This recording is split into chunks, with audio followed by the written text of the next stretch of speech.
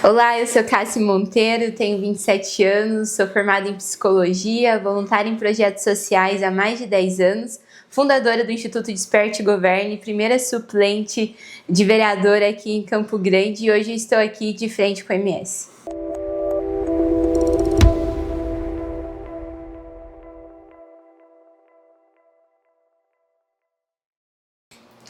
Olha, em 2014, quando cheguei aqui em Mato Grosso do Sul, logo de início eu percebi que era um ambiente muito propício, né, para crescimento, não só na questão de estudos, porque foi onde eu tive oportunidades, mas também desde o início admirei o estado pelo tanto de espaço que eu via para crescer aqui, não só na questão que eu lembro quando nós chegamos aqui, a gente via que faltava até mão de obra, tinha muito trabalho. Também passei a admirar muito o estado pela questão do agronegócio, que no Paraná eu não tinha tanto contato com isso. E na escola foi onde eu percebi que eu me sentia mais livre ali para debater com os professores, era muito incentivado pelos meus colegas. E nesse período foi de forma muito natural, assim, recebi a oportunidade para ser voluntária em alguns projetos sociais. E foi essa disposição em realmente sempre querer estar envolvida em algum projeto, servindo na igreja, em projetos sociais, que eu fui me agarrando às oportunidades que foram surgindo, né? Então, eu lembro que no ensino médio, os professores traziam temas para a sala, sejam temas políticos, sociais. Eu gostava muito de ir atrás para saber como falar sobre aquele assunto, para debater com eles em sala de aula. Até foi isso que me conduziu para a psicologia, porque fazia parte de projetos sociais. E minha intenção era de que forma que eu posso colaborar aqui com o projeto, ajudar as pessoas. E de início eu lembro que meus professores até incentivavam que eu fizesse direito pela questão política mesmo, mas eu escolhi a psicologia porque eu acreditava que por meio da psicologia eu conseguiria ser mais útil nesses projetos sociais, ajudando as pessoas, porque eu via o quanto os adolescentes, os jovens, mães solteiras passavam por um sofrimento psíquico. Então decidi por isso.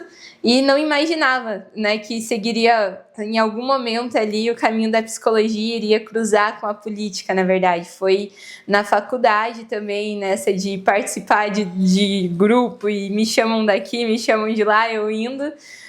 Foi onde eu já acreditava que a política era um meio de transformação social, que por meio dela é possível a gente realmente fazer um trabalho que impacte a vida das pessoas, por sempre estar muito próxima, na época, na gestão do governo Bolsonaro, vendo o quanto era possível o governo executivo realmente fazer um trabalho que transformasse a realidade de uma nação.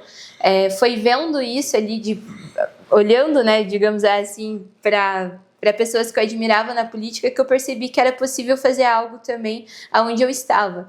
Mas foi aos poucos, percebendo que dava para se posicionar em sala de aula, que eu não estava sozinha, na faculdade, apesar que eu me senti sozinha em muitos momentos, e depois de formada, me envolvendo em projetos sociais, por meio principalmente do deputado Nicolas Ferreira, que na época ele era vereador. A gente chamou ele para vir dar uma palestra em Campo Grande e me marcou profundamente, porque ele falou sobre a gente usar a nossa influência, né, para um bem comum. E naquela época eu percebi que eu tinha uma certa influência dentro da igreja, com jovens, então ali eu decidi criar um grupo de jovens mesmo, para que a gente pudesse estudar, se preparar para, de certa forma, influenciar positivamente algumas áreas da sociedade. E não imaginava que ia tomar a proporção que tomou, né? Hoje a gente fundou uma instituição com foco em formação moral, cívica, política e cultural, porque nós acreditamos verdadeiramente que a mudança que a gente quer ver no Brasil, ela não vai começar a gente mudando o presidente da República, vai começar com a gente formando uma nova geração de líderes, esses líderes assumindo posições na sociedade, seja na educação, seja na cultura, seja na política, seja na economia, e fazendo um trabalho sério, focado, baseado em princípios, valores, mas principalmente sendo competente naquilo que se propõe a fazer. Nossa, bastante coisa. Eu acho que o que permanece, assim, é um sentimento de indignação mesmo. Que eu acho que foi isso que foi ativado, acho, em todo brasileiro naquela época ali do Fora Dilma, onde veio tantos escândalos à tona, e a população começou a perceber que começou realmente ali, eu acho que um despertar, perceber o quanto estávamos sendo enganados, roubados, manipulados por pessoas que falavam coisas bonitas e tentavam realmente ganhar a população, às vezes, pela uma narrativa emocional, digamos assim, né? Então, muitas pessoas começaram a perceber isso e gera um sentimento de indignação, né? Quando alguém está mentindo para você e você descobre. E então, esse sentimento eu carrego ainda, porque, infelizmente, a gente não viu grandes mudanças nesse quesito nacional, né? A gente percebe que é o mesmo grupo que se mantém no poder, repetindo as mesmas práticas, infelizmente, aumentando até o nível de roubo aí. Mas o que tem mudado e o que eu aprendi, que lá em 2000, na época de Fora Dilma, 2018, na campanha do Bolsonaro, eu não imaginava o impacto que uma ação de, por exemplo, uma jovem que estava no ensino médio poderia influenciar assim, outras pessoas, porque eu lembro que em 2018 eu saía pedindo votos para os meus amigos e boa parte deles falavam que iam votar em quem eu estava pedindo. 2020 a mesma coisa na eleição municipal. E eu achava que aquilo ali era muito simples, mas eu percebi que, querendo ou não, aquilo somava, né, com outras pessoas e causava um impacto, ao ponto de chegar, da gente formar um grupo. E eu acredito que o maior aprendizado desse tempo todo foi de perceber que, independente das circunstâncias e de o cenário ser desesperançoso, quando a gente decide realmente, olha para essa realidade e fala, eu não quero ceder a isso, sabe? Eu não quero ignorar essa realidade, porque boa parte das pessoas lida com todo o cenário político do Brasil tentando ignorar, apenas assim, não, vou seguir minha vida, isso aqui não tem nada a ver comigo, esses caras, deixa eles lá, eu aqui. Só que nós chegamos a um ponto que a gente percebe que você até pode ignorar a realidade, mas você não consegue ignorar as consequências de ter ignorado aquela realidade. Então, chega atingindo o bolso, quando a pessoa chega lá num posto de saúde, no hospital, não tem médico, não tem remédio, quando o filho precisa de uma vaga, quando a gente sai nas ruas, vê tantos buracos, aí fura o pneu do seu carro, querendo ou não, isso é consequência de muitas vezes você ignorar a realidade do quanto a política é importante. Então, nesse período eu fui aprendendo que, mesmo sendo jovem, mesmo não tendo toda a bagagem política que muitas pessoas aqui no nosso estado, se eu iniciasse pequenas ações, ali fosse fazendo algumas escolhas, por meio daquilo que eu tinha de influência, onde eu estava inserida, era possível aos poucos ir mudando a realidade de pessoas e, quem sabe, mudando alguma realidade aqui da minha cidade, consequentemente do estado e do país. Legal. Há mais de 4 anos você fundou o movimento Juntos MS. Sim. Antes disso, você atuava como uma jovem psicóloga. O que foi a virada de chave? O que fez você trocar a cadeira de psicóloga pelo microfone de ativista política? Na verdade, assim, nem foi uma troca. O Juntos, ele nasceu no meu último ano da faculdade. Eu me formei, foi no último ano de faculdade que a gente fez a primeira conferência de jovens conservadores em Mato Grosso do Sul. E foi algo, assim, muito espontâneo, muito orgânico, porque eu acompanhava o Nicolas pelas redes sociais, ele já fazia palestras em igrejas, e daí, na época, meu líder de jovens da igreja sugeriu a gente trazer ele, e por meio de um amigo a gente conseguiu a agenda, ele veio. E era para ser um evento para 500 pessoas, e foi para 1.500 no domingo de manhã. E a ideia era que fosse um evento pontual. Só que naquele dia, com a mensagem que o Nicolas trouxe, basicamente ele lançou uma semente que naquele dia já começou a ter alguns efeitos. Que as pessoas que estavam presentes chegavam em mim e falaram, beleza, Cássia, o Nicolas falou que a gente precisa se posicionar, que a gente precisa influenciar, que a gente precisa fazer alguma coisa. O que a gente vai fazer, né?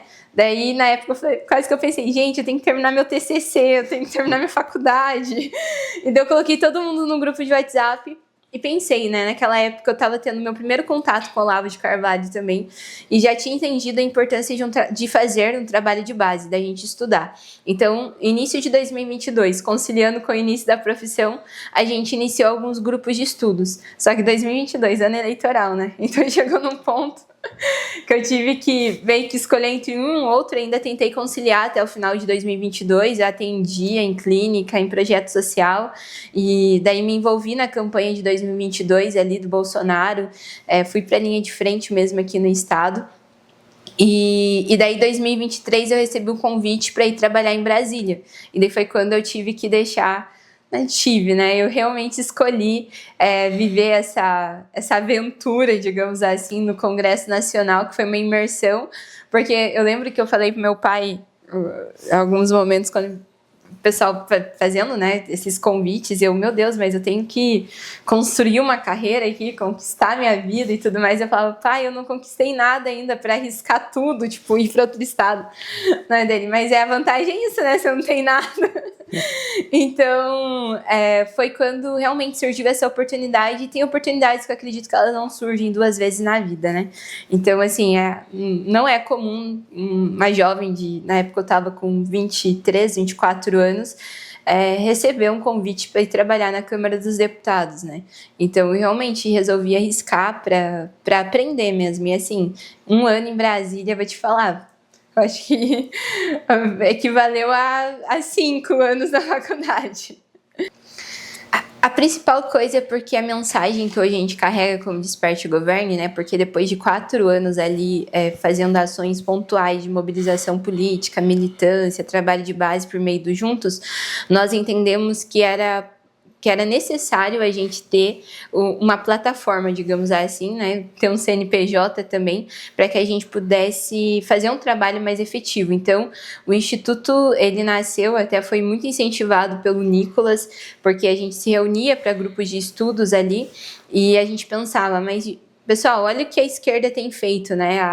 Há décadas aí, entrando na educação, entrando na cultura, na arte. A gente precisa meio que recuperar esse tempo que a gente perdeu, né? Que eles avançaram tanto e a direita acabou.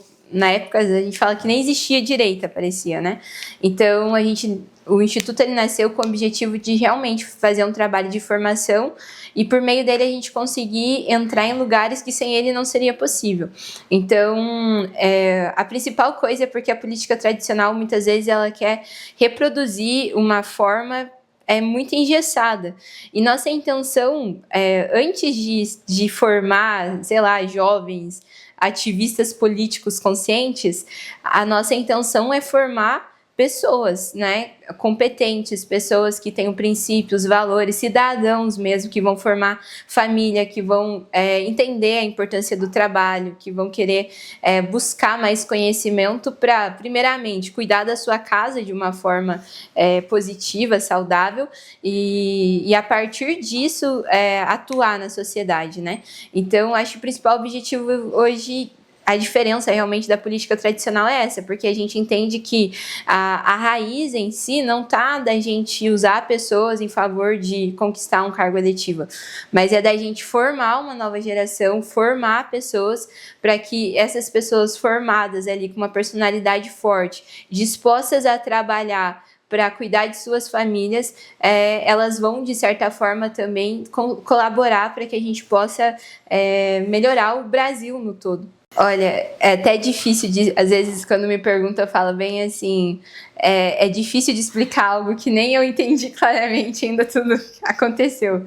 Porque eu comecei a acompanhar o Nicolas nas redes sociais em 2020, eu acho que na época ele tinha uns 20 mil seguidores, por aí. E eu lembro que eu mandei o perfil dele num grupo com algumas amigas, elas até me zoaram, falaram, olha só, tem uma pessoa jovem, além de você, que se interessa por política, porque na época eu acompanhava, não tinha jovem. Então comecei a acompanhar ele, e desde então, assim, ele meio que se tornou uma inspiração, porque eu vi que era possível a gente se posicionar, não ter medo ali de falar algumas coisas que pensava nas redes sociais, tanto que eu Nessa época eu não fazia vídeos, mas eu sempre me posicionava nos stories, inclusive. Desde essa época eu sou bloqueada nas redes sociais de alguns políticos do nosso estado. Até tem que fazer uma campanha lá depois para eles me desbloquearem, são tão a favor da liberdade de expressão. E comecei a acompanhar ele. Em 2020 eu encontrei ele num evento em Brasília. E o apoio dele em 2024, até esses dias me perguntaram assim... mas como que foi esse vínculo, né, construído ali? Primeiro que o Nicolas, ele é um político diferenciado. Ele não é um político tradicional daqueles que você... difícil acesso, que tem que passar por muita assessoria e tudo mais. Não, ele é super humilde, acessível. Então, desde 2020, 2021, quando ele veio aqui, a gente manteve um contato. Óbvio que 2022, quando ele explodiu, diminuiu um pouco isso. Mas eu acho que o fato dele ser uma pessoa que realmente está na política porque acredita verdadeiramente que é possível fazer algo diferente, que tem um propósito por trás daquilo, eu acho que é natural, né? Você se identificar com pessoas que tenham um propósito parecido. E com o Nicolas... foi exatamente isso, 2024, quando eles souberam que eu tinha recebido o convite para vir candidata, eles me incentivaram porque eles sabiam que a gente tinha a mesma forma, digamos assim, de ver o mundo e uma missão muito parecida, né? O que o Nicolas pensa a nível Brasil, naquela época eu já sonhava para nível Campo Grande, nível Mato Grosso do Sul. Então foi por identificação mesmo, por uma conexão de propósito, que foi o que fez diferença para mim em 24, porque eu não era tão conhecida aqui em Campo Grande, mesmo assim tive mais de 2.000 votos, que considerando a estrutura de campanha que eu tive, considerando o fato de não estar dentro de um grupo político aqui do estado, foi um resultado muito positivo. E depois de 24, o Nicolas, sei lá, ele duplicou, triplicou o tamanho dele de alcance e engajamento nas redes sociais. Então, hoje, assim, ter o apoio dele em uma possível candidatura nesse ano, eu tenho certeza que faz toda a diferença, ainda mais considerando que ele é uma voz nível nacional, né? Então, e esse ano é uma eleição que a gente vai trazer pautas mais nacionais, eu acredito que vai ter um peso ainda maior. E eu espero estar ali preparada à altura para corresponder à confiança dele. Olha, primeiro que os 2012 votos foi mais um empurrãozinho de mostrando assim, ó, é possível, né? Existem pessoas que têm o mesmo sentimento que você, que acreditam naquilo que você fala, que acreditam também que é possível a gente fazer uma política pensada nas pessoas. E assim, não passava pela minha cabeça ficar como primeiro suplente. Na verdade, só tinha duas opções. Ou ia dar muito bom, ou ia dar muito ruim. Não tinha esse meio termo ali da primeira suplência. Então, até vejo isso como um presente, assim, de Deus, pelo fato de que eu acredito que o fato de ter ficado como primeira suplente não ter me afastado 100%, né, da política, como se eu estivesse no banco de reserva em aquecimento para entrar em campo, me permitiu aprender muito e amadurecer. Eu acho que não no nível de como se eu estivesse no mandato, mas a posição que eu fiquei exigiu de mim uma certa maturidade, uma certa preparação também, né, para que assim que eu tiver a oportunidade eu entre lá e realmente faça um trabalho que corresponda àquilo que eu trouxe para as pessoas. E a forma de eu continuar fazendo isso foi não distanciando aquilo que eu falava pelas redes sociais da realidade do chão. Então, em vez de ficar só nas redes sociais, às vezes comentando assuntos locais, estaduais, federais,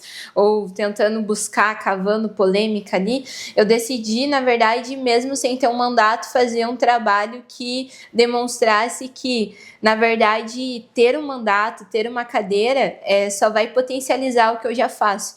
Então, foi pós ficar como primeira suplente que a gente decidiu fundar o Instituto para que eu pudesse estar ainda mais próximo do público que eu realmente acredito que é o público que eu quero cuidar quando eu tiver um mandato, que são adolescentes, são jovens, são pessoas em situação de vulnerabilidade. Então, e ao mesmo tempo, né, que eu foquei nesse trabalho de base, de estar indo para o chão, de estar indo para a ponta, isso influenciou num crescimento também nas redes sociais. Por mais que no início eu não mostrava tanto esse trabalho, né? Tem muita gente até que acha que eu surgi do nada porque não tem tanta coisa nas minhas redes sociais. Tanto que eu tô aprendendo agora, né? Que se você faz e não posta é como se você não tivesse feito. Então tem que postar tudo que você faz para as pessoas saberem que você está trabalhando. Então foi até mostrando mais esse trabalho da ponta ali, que as pessoas começaram a me acompanhar nas redes sociais, que eu tenho crescido e mostrado, principalmente, eu acho que o nosso estado ainda, a política tradicional tem essa dificuldade, né? De conectar as duas coisas, o trabalho de chão com o seu posicionamento, influência de voz nas redes sociais, né? Que é super necessário, porque agora, como a gente está diante de uma geração que está mais desperta, não só no sentido de acompanhar e buscar informações nas redes sociais, mas de também, poxa, em segundos você descobre se um cara tem processo nas costas dele ou não. Em segundos você descobre se aquilo que ele está falando num vídeo é verdade ou não. E se ele não estiver falando a verdade, de certa forma ele pode ser exposto, né? E eu vejo que no nosso estado ainda boa parte dos políticos tem essa dificuldade. E apesar de não ser algo tão natural para mim, eu me esforço nisso, né? Eu considero minhas redes sociais um trabalho, não é tipo um negócio, uma ferramenta apenas de entretenimento. Eu quero ser intencional e usar ela como uma ferramenta realmente para despertar as pessoas, mostrar a realidade para elas, trazer informações que muitas vezes elas não sabem, para que possa colaborar na interpretação delas da realidade e também para colaborar para que elas tomem decisões mais assertivas, seja numa eleição para vereador, de prefeito, mas também seja numa eleição para diretora da escola, para conselheira tutelar, seja na tomada de decisão no dia a dia ali, muitas vezes em relação à educação dos filhos, sabe?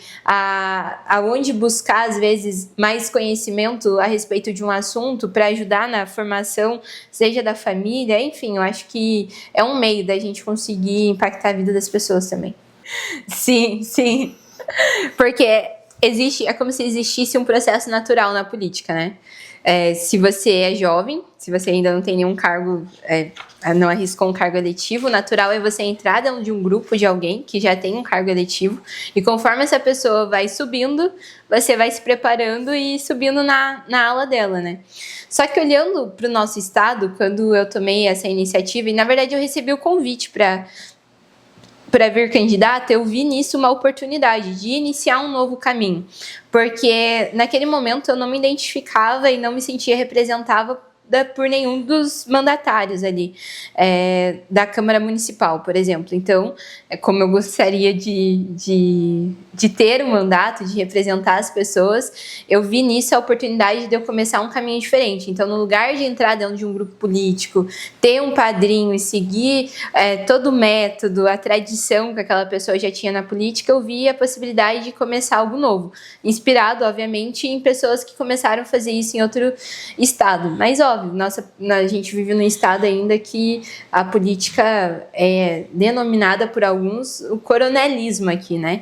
Então, muitas pessoas chegaram achavam que ia ter 500 votos, né? Essa era a minha expectativa de votos, porque achavam que por eu não estar dentro seguindo esse processo natural político ali, eu não ia ter resultado.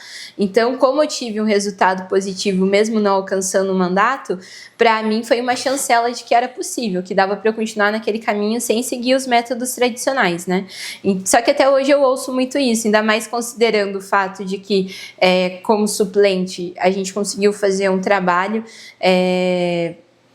que alcançou pessoas, né, que de certa forma impactou algumas vidas, e agora existe essa possibilidade de eu vir candidato, e muita gente acha, mas tem que começar de baixo, né? Tem que ir pela escadinha. Só que quando você está diante de um cenário favorável, você tem uma oportunidade de você realizar um trabalho que vai causar um impacto maior, eu acredito que não seja tão necessário você... Nem é uma questão de respeitar etapas, porque as etapas, eu acredito, seja aquela de você estar lá na ponta. De começar de baixo é você já fazer um trabalho que você ouve as pessoas, que você já foi para a prática no dia a dia, que você já conhece como funciona. Tipo, eu já trabalhei na Câmara Municipal e na Câmara dos Deputados, sei como é lá dentro, né? Então, mesmo sem ter passado pelas etapas ali de mandato, eu já sei como funciona.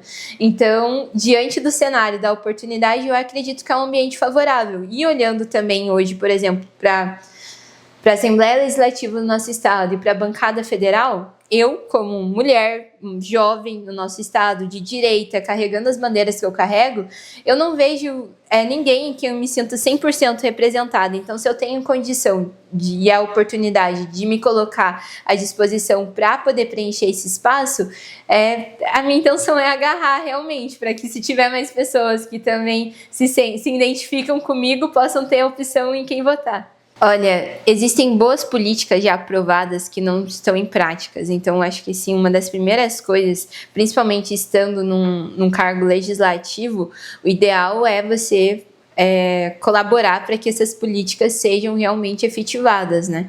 Nós temos aí uma lei federal aprovada que o ideal seria ter assistentes sociais e psicólogos nas escolas, que por mais que a lei já foi aprovada, existe toda uma questão orçamentária, existe a exigência de que esses profissionais sejam capacitados para estar nesse ambiente escolar, para poder realmente fazer um trabalho de prevenção, só que a gente não vê isso de forma tão efetiva, principalmente nos municípios do interior. Na capital eu sei que existe ali algumas órgãos, alguma coordenadoria, enfim, que estão tentando fazer esse trabalho para colocar em prática essas políticas públicas, mas é necessário que tenham representantes que realmente abracem essa pauta, que realmente busquem ver quais políticas têm a respeito daquele assunto para ver se estão sendo aplicadas ou não. E fora isso, eu acredito que é possível. Por exemplo, aqui em Mato Grosso do Sul, a gente tem um alto índice de suicídio entre indígenas. Então, a gente precisa pensar em política voltada para isso, de prevenção e combate, né? Porque precisa considerar a realidade não só da questão territorial ali, de ter profissionais lá naquela região sendo capacitados para atender as demandas daquela região, mas começar em um trabalho de prevenção, principalmente já na primeira infância, que assim é uma das pautas que eu bato muito em cima, que está interligada também com a exploração sexual infantil, porque o nosso estado tem um alto índice disso e a gente não vê tantos trabalhos de prevenção. E assim, nessas duas pautas não dá para chegar depois, né? A gente sempre fala sobre chegar antes, pelo fato de que a gente precisa chegar antes da tentativa de suicídio, antes da automutilação, antes da violência sexual ter acontecido, né? Antes, muitas vezes, de um caso brutal, que a gente vivenciou vários casos brutais aqui no nosso estado que chocou o país, como da menininha Sofia, como da menininha Emanuele. E daí, assim, beleza, chegou depois, sei lá, prendeu quem cometeu o crime, mas aquela criança não volta à vida, né? Então, a gente precisa de pessoas que estejam principalmente, eu acho que a primeira coisa, que é o que eu tenho tentado fazer, é dar visibilidade para isso.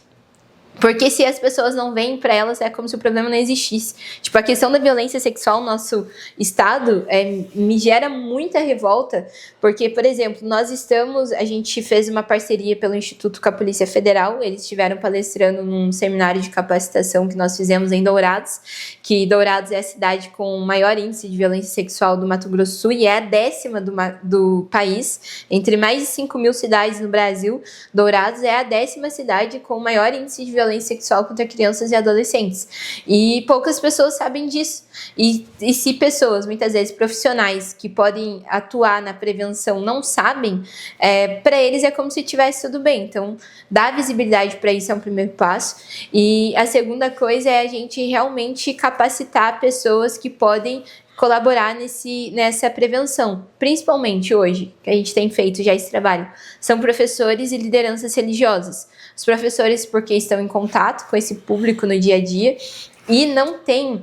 Cara, eu fico indignada, assim, porque boa parte dos municípios de Mato Grosso do Sul não existe um programa, um projeto de capacitação de profissionais da educação para lidarem com situações de violência sexual e com situações relacionadas a transtorno de ansiedade, transtorno depressivo, tentativa de suicídio. Eu fui para algumas escolas do interior palestrar e os diretores, tipo assim, pelo amor de Deus, será que não tem como você voltar a falar com os professores? Porque eles também estão tendo crise de ansiedade, daí ele tem que lidar com o aluno com crise de ansiedade, se cortando, como que a gente faz, né? Como a gente lida com isso? Então, a partir do momento que a gente dá visibilidade e pensa em formas de a gente capacitar profissionais, eu acredito que só fazendo isso a gente já conseguiria assim, ter uma redução nesses índices, né? Porque é um trabalho de formiguinha, mas traz consequências a longo prazo, né?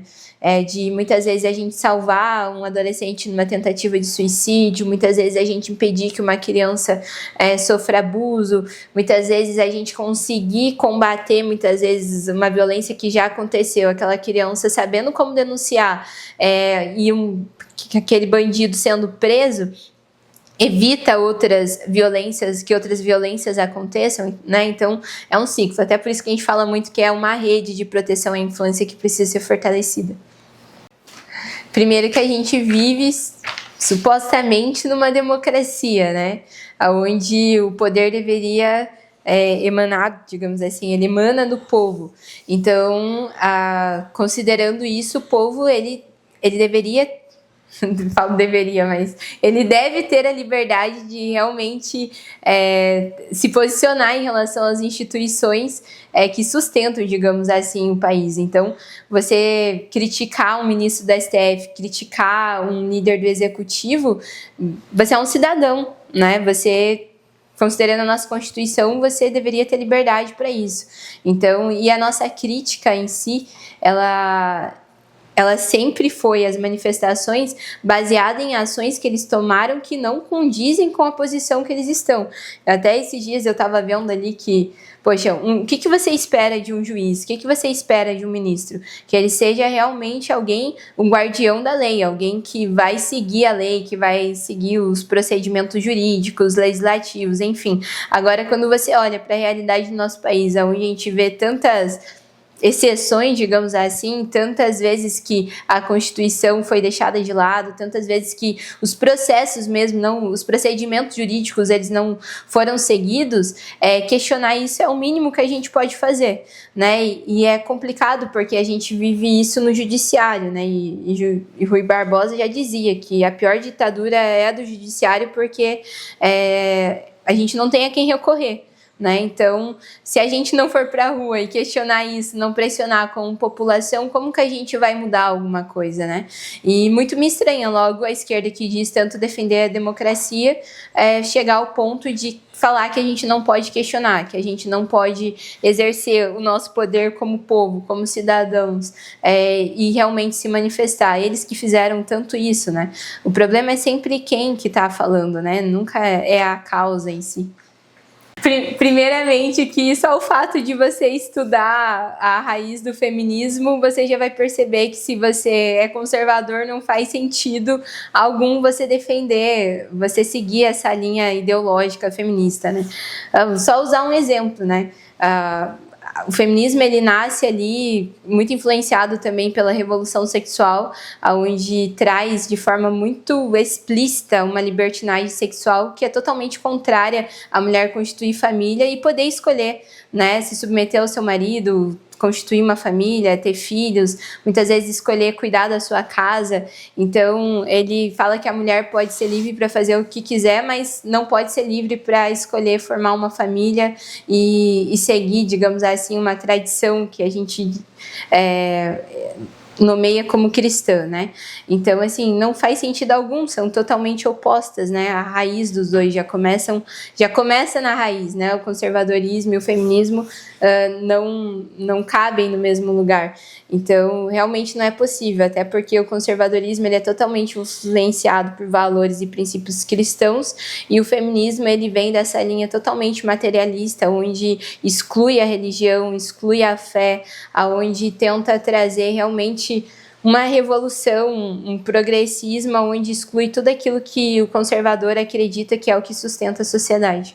Ao mesmo tempo que a gente vê índices falando que essa geração ela é a mais ansiosa, depressiva, a mais influenciável, digamos assim, pelas redes sociais, também aí é considerada a geração mais burra da história, né? Eu sempre comento isso com eles, porque tem uma pesquisa que diz que pela primeira vez na história uma geração tem o QI inferior à geração anterior, só que ao mesmo tempo é como se a gente vivesse um período de transição. A gente vê, até ontem eu estava vendo um vídeo que fala que essa é a geração zero álcool, que é a geração que menos está bebendo, menos está frequentando balada, também nós estamos diante de uma crescente onde os jovens eles estão se posicionando cada vez mais à direita, politicamente falando. Nós estamos diante de uma geração que cada vez mais tem sido pró-vida, né, tem se posicionado contra o aborto. Então, por isso que eu tenho falado, e até a intenção do Desperte e Governe, é ir para as escolas e mostrar para aqueles jovens que não estão satisfeitos e olham para a realidade e muitas vezes veem ela de uma forma desanimadora, porque são índices e gráficos que tentam impor na cabeça deles que eles são fracos, que eles não são capazes, que é normal você viver em crise depressiva, ver pornografia, não ler, ser burro. Ao mesmo tempo que eles estão diante disso, a gente chega como Desperte e Governe levando uma mensagem realmente que a intenção é mostrar para eles, existe essa realidade aqui, onde tentam impor vocês, encaixar vocês dentro desses índices e gráficos. Só que, ao mesmo tempo, você tem em mãos um poder gigante, que é o poder de escolher. Ou seguir essa geração todo mundo, ou fazer parte de uma geração que desperta, que é essa geração que vai contra, digamos assim, todo esse fluxo, né? Então, por isso que eu acredito demais, assim, porque existem jovens remanescentes. E são esses jovens remanescentes, a partir do momento que eles se posicionam, que eles são encorajados também, eles conseguem mudar o ambiente deles de uma forma que muitas vezes alguém que já está numa geração mais avançada não teria um impacto tão grande. Porque um jovem se posicionar no ambiente de trabalho e fazer algo diferente, muitas vezes ser a pessoa que tem a iniciativa ali, ser o primeiro a chegar, o último a sair, ser aquele que dá o gás ali, ele acaba inspirando e mudando todo o ambiente, né? Então, por isso que nós acreditamos nisso, e esses outros índices, né, que tem os negativos, mas existem muitos positivos também, eu acredito que eles estão apontando um caminho, que mostra que ao mesmo tempo que por muitos anos, né, teve uma geração que foi realmente doutrinada dentro das escolas, mas as redes sociais hoje ela apontam uma luz, né, que mostra para eles, antes a gente nem sabia que estava sendo doutrinado. Agora, a gente tendo acesso às redes sociais e tendo pessoas falando sobre isso, a gente já consegue perceber, caramba, aquele professor estava mentindo para mim. A realidade não é bem assim. E daí, com isso, a gente consegue mostrar para eles que além de você perceber que por muito tempo você foi enganado, agora você pode ser uma das pessoas que vai mostrar para as outras que existe outro caminho, despertar outras pessoas e é assim, fazendo aos poucos, né, que é o trabalho do Desperte e Governe. É como se fosse um trabalho de formiguinha. A gente leva essa mensagem, desperta um jovem aqui que vai comentar com outro, que automaticamente vai ter um professor lá que vai estar ouvindo aquela mensagem também e percebe que mesmo às vezes com uma carreira já ali de profissão, ele consegue perceber, nossa, existe um propósito muito grande no que eu faço, eu posso impactar ainda mais esses adolescentes que estão aqui diante de mim, né, mostrando para eles que existe um outro caminho. Muitas vezes, só o fato da gente chegar e falar para esse jovem, busque boas referências, né, tipo, existe referências além de Virgínia, Vinícius Júnior, Neymar. Até eu sempre questiono com eles na escola. Vocês acham que a Virgínia é uma boa referência de família? Deles, não. Eu falei assim, mas se você ficar vendo só ela, aquilo ali vai se tornar normal para tua mente, né? Assim, normal uma família desestruturada e esse não é o ideal. E eu uso o meu exemplo mesmo quando eu vou lá, porque a minha intenção não é vender algo para eles ideal. Não, eu sou uma jovem real, tenho pais divorciados, não quero que meus futuros filhos passem pelo que eu passei. Então a intenção de mostrar para eles, é possível que apesar que ali talvez na tua vida você tenha tido experiências ruins, familiares, é possível você tomar uma decisão e construir um caminho diferente. E esse caminho diferente, que vai ser muitas vezes construir uma família saudável, vai influenciar também para que você tenha o sucesso no trabalho que talvez seus pais não tiveram, você ter uma formação que talvez ninguém na tua família teve. E é assim que a gente vai aos poucos realmente influenciando a mudança do país. Não é mudando pessoas de cargo eletivo, né? Colocando novas pessoas, porque também não adianta nada a gente colocar uma pessoa nova num mandato e ela tem o mesmo pensamento de todo mundo que esteve lá antes, né? A gente precisa colocar pessoas novas, mas pessoas que tenham pensamentos novos também, pessoas competentes, pessoas que não vão chegar lá e só repetir tudo aquilo que o sistema político já vem fazendo. Fez eu lembrar, até você citou várias vezes a questão de ser jovem, né? Eu gosto muito da história de um deputado britânico chamado William Wilberforce. ele foi eleito mais jovem do parlamento britânico na época dele, e naquela época predominava ainda a escravidão, né, no Império Britânico. E ele sabia que aquilo era errado. Né, ele, como jovem cristão, sabia que, na verdade, os homens nasceram para ser livres, né, não para serem escravos. Então, ele acreditava que, por meio da política, ele poderia colaborar para transformar essa realidade onde ia libertar realmente as pessoas que eram escravas. E questionavam muito ele sobre essa questão da juventude. E ele tem uma frase que me marca muito. Ele falava que nós somos jovens demais para perceber que algumas coisas são impossíveis. Por isso, nós faremos mesmo assim. E foi talvez por ali no início ser jovem demais para alguns, que os obstáculos eles pareceram pequenos. E percebendo que fazendo um trabalho no dia a dia, realmente ouvindo as pessoas, buscando colaborar na formação, não só na formação educacional ou política, mas na formação moral mesmo, porque eu acredito que a crise que a gente vive no Brasil hoje, ela não é uma crise política, ela se manifesta na política. Verdadeiramente ela é uma crise moral. Por isso que o Desperte e Governe, ele nasceu com essa intenção de ajudar na formação da alma dessa nova geração, porque nós acreditamos que são pessoas com almas fortes, que vão construir famílias fortes e que, consequentemente, construirão uma nação forte. Então, a minha mensagem realmente, não só para os jovens de Mato Grosso do Sul, mas para toda a população, é de que há esperança, que é possível a gente fazer uma política diferente, é possível a gente construir um caminho onde, aos poucos, a gente vai consertando aquilo que muitas vezes, ao longo do tempo, a gente não viu bons resultados na sociedade, seja na área da educação, na saúde, do transporte público, da economia, das oportunidades do nosso estado. Nós vivemos num estado extremamente rico, que existem muitas oportunidades, mas a gente precisa de pessoas corajosas, dispostas a abraçarem essas oportunidades, se prepararem principalmente para estarem à frente e realmente dar voz a causas como a causas que a gente citou aqui, para que leve essa mensagem de que, ao você se posicionar, ao você não ignorar a realidade, você pode fazer a diferença e fazer parte aí desse ponto de virada na história do nosso país. E para você que quiser acompanhar mais o trabalho do Desperte e Governe, é só entrar nas redes sociais do Desperte e Governe, que é @Desperte e Governe, todas elas.